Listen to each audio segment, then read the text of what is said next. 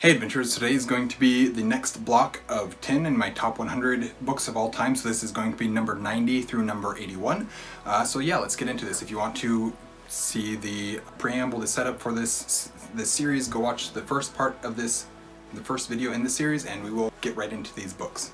So at number 90, I have Tress of the Emerald Sea. This is one of Sanderson's secret projects. This is his first secret project, and it is what stands out to me about this series is the tone of it, and about this book is the tone of it and the world. The world is my favorite Cosmere world, my favorite Sanderson world by far, bar none. But I also, the story kind of wasn't my favorite, the characters weren't really my favorite.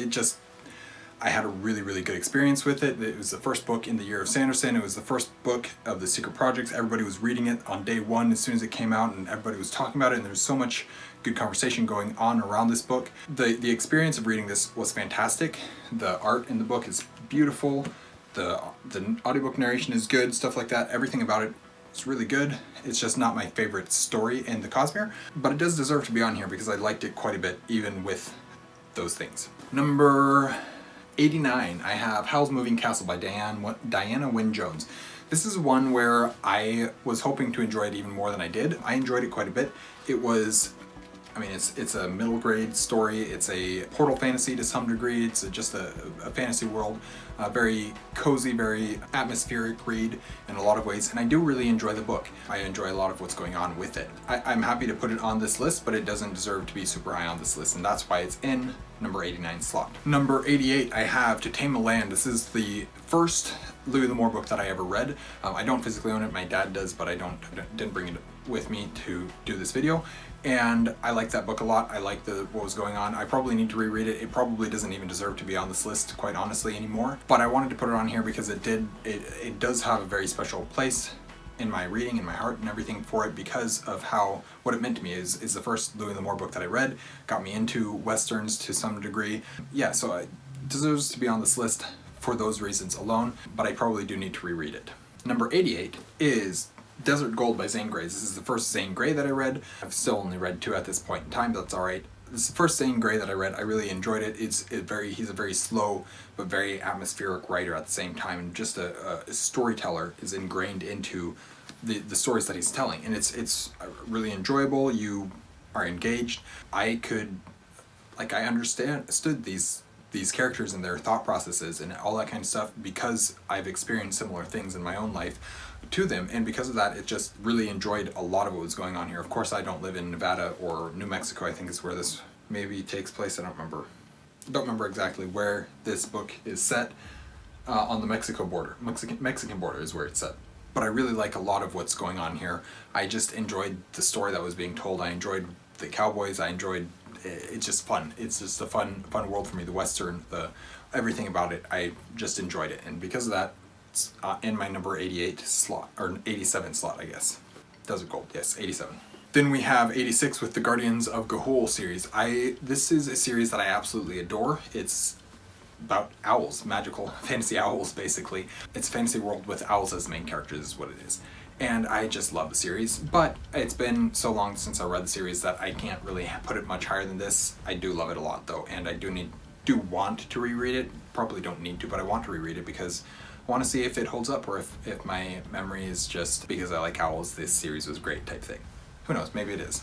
Number 85 is 2 of the books in the Calculated series. This would be Calculated and Simulated, so books 1 and 2 of the Calculated series by Nova McBee. I really like the series. I like a lot of what's going on. I like the math aspect of it, where the character she views the world in equations, in mathematical equations, and understands the world through math.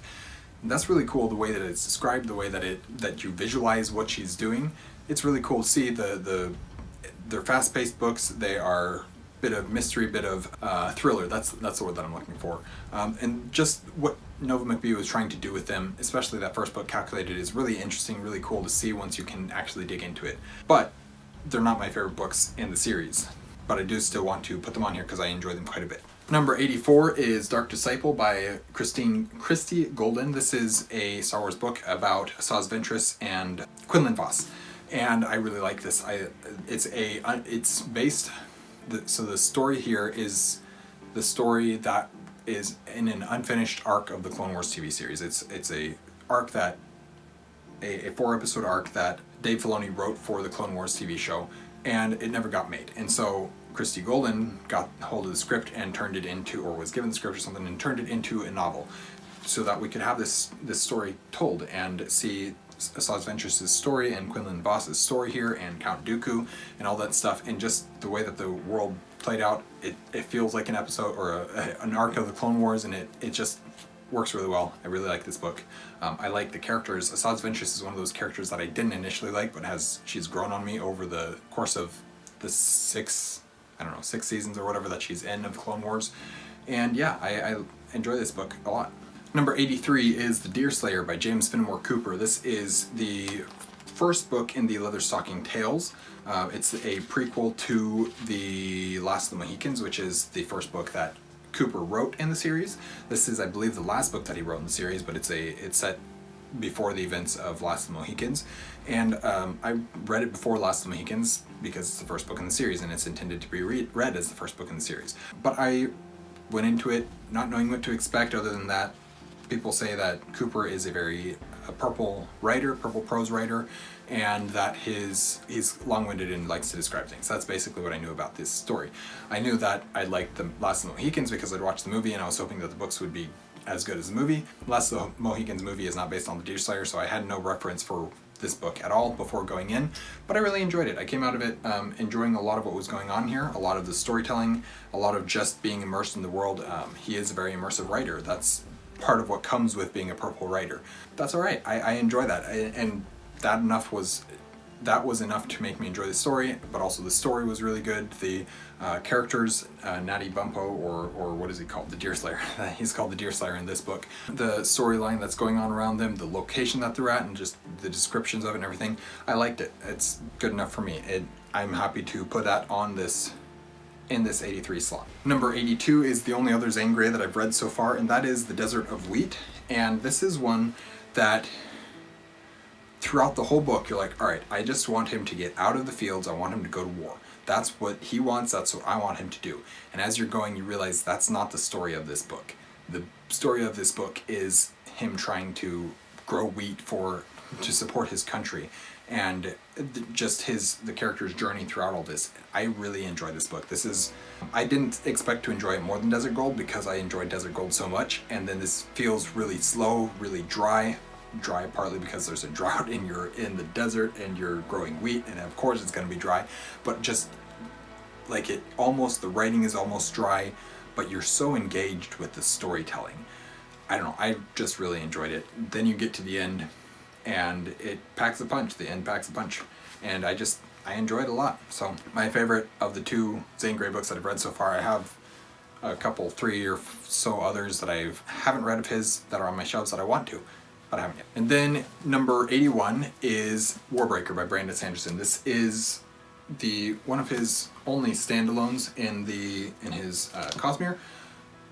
And it's only a standalone for the time being because he's supposed to at some point write a sequel to it. But I really like this. I like the cover. That's part of it, as the cover drew me in. But also the world, the biochromatic breaths as a magic system, that was really interesting. I liked the way that it worked. I'm not sure that it completely works scientifically the way that, well, obviously it's magic, but I'm not sure that the numbers work out the way that he wants it to.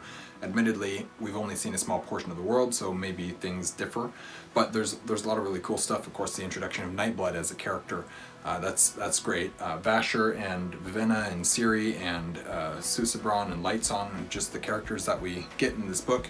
You name a character Ciri, or give her a nickname of Ciri, and you're most likely going to make me like that character. I don't know why, but that's the way it works. Probably comes from Ciri Tachi from Star Wars. So anyways, yes, Warbreaker. I liked it a lot. It's 81. Not my favorite Sanderson of all time, but it's pretty high up there. That is my list of 90 through 81 of my top 100 books of all time. Thank you guys for watching an Erudite Adventure. If you're liking what you're seeing from an Erudite Adventure, we'd really appreciate it if you'd like, comment, and subscribe. We'll see you guys again soon. Stay well.